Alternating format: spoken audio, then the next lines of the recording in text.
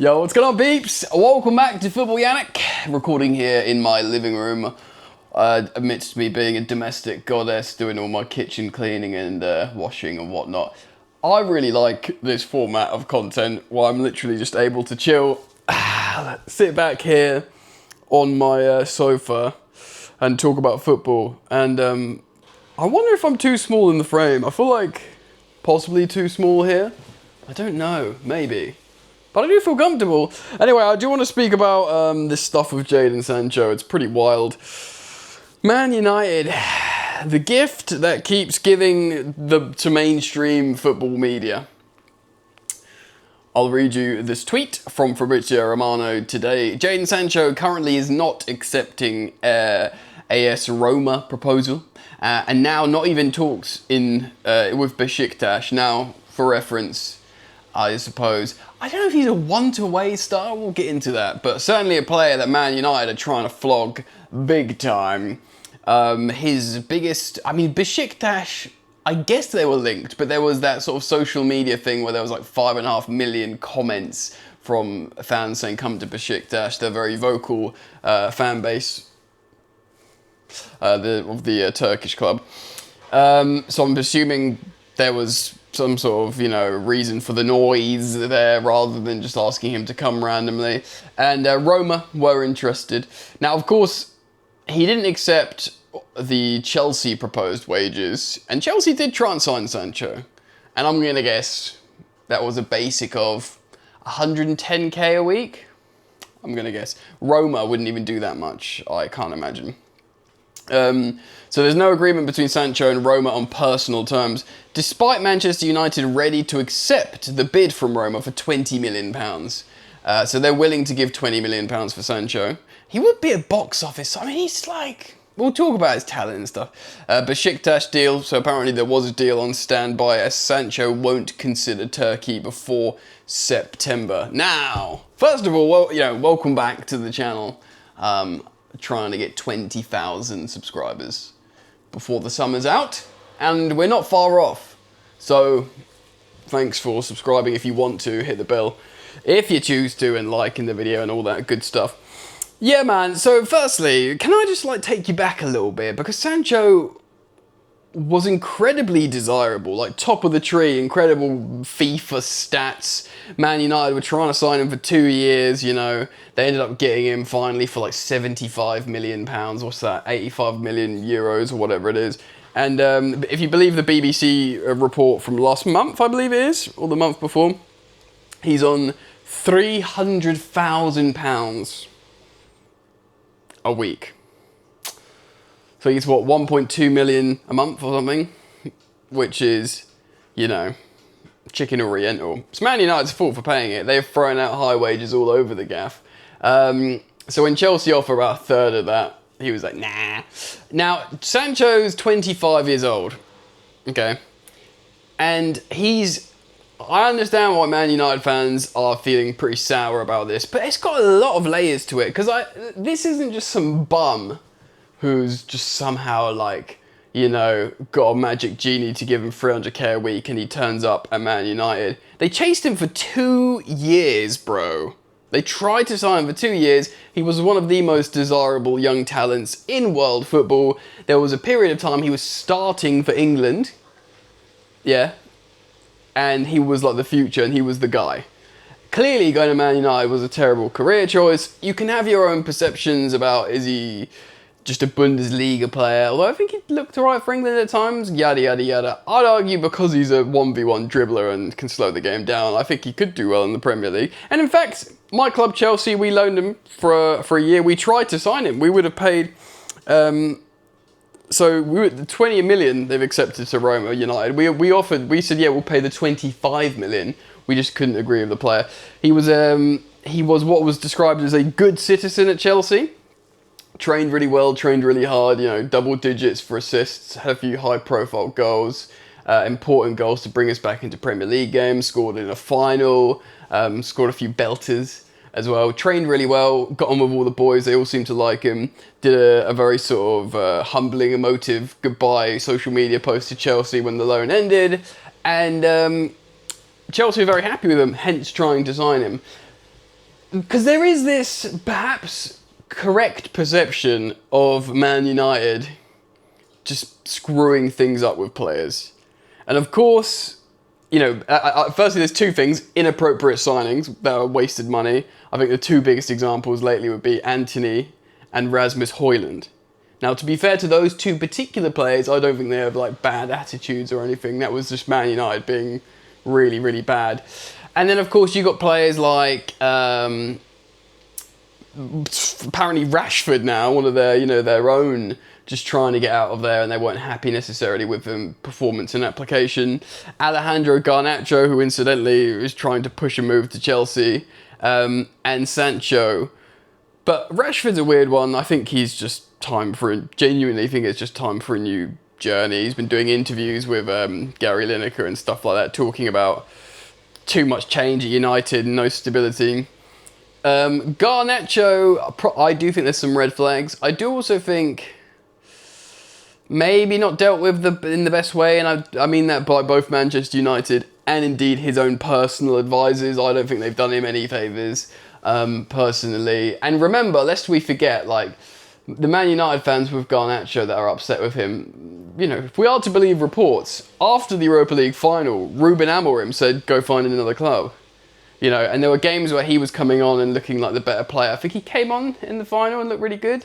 Changed the game for them. Like, Amorim seemingly is a good coach, and I really liked their performance, even though it was a loss against Arsenal, so he's entitled to do his thing now.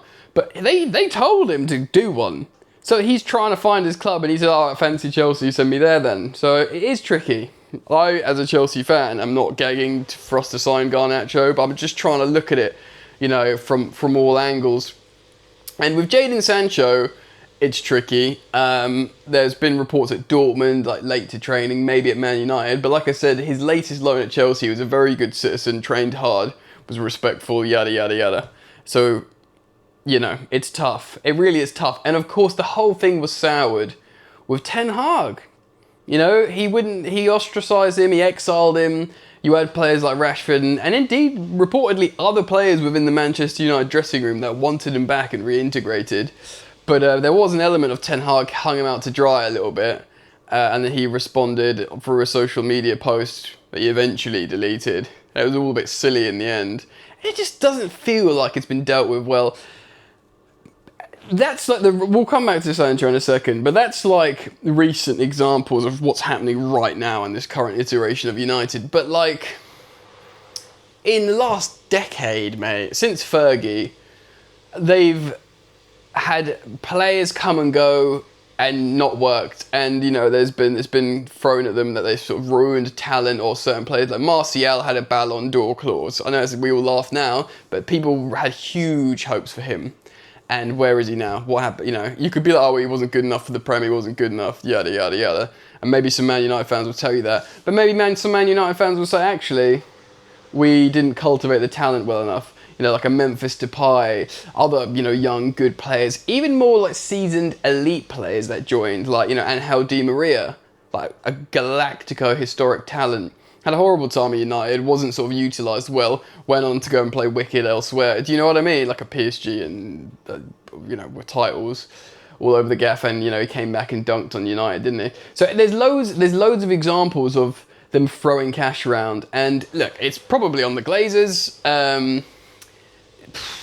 I mean, as much as the Ineos is much maligned for a lot of their negative press, of which a lot's fair, by the way, of like laying off hundreds of people and cancelling meals and, you know, stopping donations to good causes and stuff that just makes for really poor optics. Maybe they've just looked at all this for a long time and go, right, let's buy the right players, let's stop doing this, and the proof will be in the pudding in 2, 3 or 4 years if Ineos have actually sorted out any of these historic problems. But the historic problems have been players coming to United and failing, and this latest iteration of that is the too much money signing on Antony and Højlund, the academy boy, the golden boy Rashford wanting out, you know, the long-term target of Jadon Sancho that they chased for ages becoming an absolute disaster. Alejandro Garnacho, they thought was going to be the next superstar, you know, the Ronaldo wannabe, and he's been told to do one, and now, you know, trying to push for Chelsea or nothing else. It's all a little bit of a disaster. But to bring it home to Jadon Sancho, like, if we are to believe that he was a really good squad player, trainer at Chelsea, and we did try and sign him, and he feels like he's been very professional when called upon in the last 12 months. He has the right to say no to Besiktas and Turkey and Roma, I guess. But then again, if he has the right to say no to that, you'd argue maybe lower your wages so you could have got that move to Chelsea, Because Chelsea wouldn't be chasing Gittins right now. No, not Gittins, sorry, Garnacho. If they had Sancho, they'd have Sancho and Gittins for like the left-hand side. Do you know what I mean? They wouldn't be chasing another Man United player, Garnacho, that they believe they can get for an absolute snip. It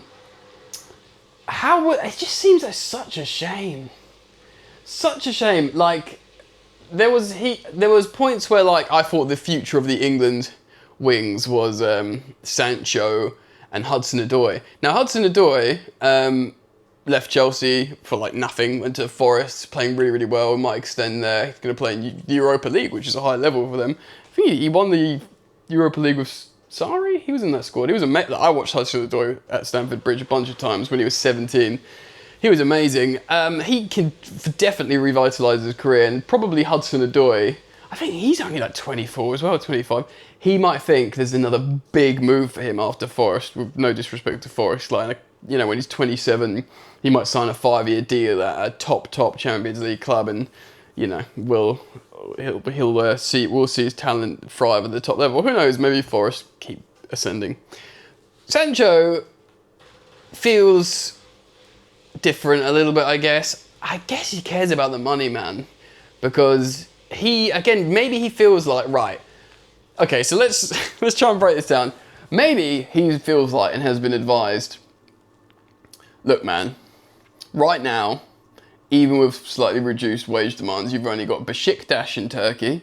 He's on a 5-year deal there, which takes you to 30 years old. Or Roma, Serie A is a good league, but it's not like Juventus. I think Juventus were loosely in for a while, but it's not like you're going to be going there, or Napoli under Conte or whatever. Or even Inter. It's Roma. No, with the greatest of respects to them. It says that you can do that, or you can just keep your head down, train, make yourself available, and then get £300,000 a week at Man United for the rest of your contract. And then you'll be 26 as a free agent. And you know what, man? Jadon Sancho, if you're fit, if you're in good physical condition, you'll have way more suitors as a free agent than you do right now, because there'll be no transfer fee, of course.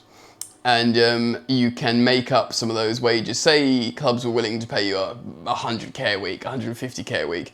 You might get that to 250k a week or something, because in terms of a sign-on fee spread over. Do you know what I mean? So you'll get more options for landing spots, and you'll get better wages. It's a short career as a footballer, and he'll only be 26 at that point. And to be honest, like, maybe he feels like what happened with Ten Hag, and maybe doesn't feel like Amorim wants him. Maybe he doesn't feel like he owes Man United favours. Maybe because, and you could, again, United fans will be like, we hate him, he's doing our club and yada, yada, yada. But maybe he just thinks like, I don't owe these guys any favours. I had a horrible time under Ten Hag, why not optimise my career option here and do what I just said? Maybe. Look, if I was a Man United fan, I'd be very angry too. Let's be serious. But I'm not a Man United fan. I'm just trying to think of it from if from his perspective, it's not just about if you wait, you get the free massive wages wages off Manchester United for a year. You also get more wages in your next contract, and more pertinently, from a sporting lens, you have way more options in terms of landing spots, like better clubs than if you go now. So, if he was like maybe a Rashford or someone else, like loves Man United, feels like he owes everything to them, okay, I'll take the hit in my career for the club I bleed red for. I mean, obviously Sancho's not going to think like that. Do you know what I mean? So it's very, very interesting, I think. I'm fascinated by it all. I do look at players like Sancho and think like, what a shame. Do you know what I mean? Because he was such a massive talent. Anyway, what do you think, guys? Let me know in the comments. Thank you as always for hanging out with me, for liking and subscribing. Yeah, man, keep it locked. See you soon. Peace.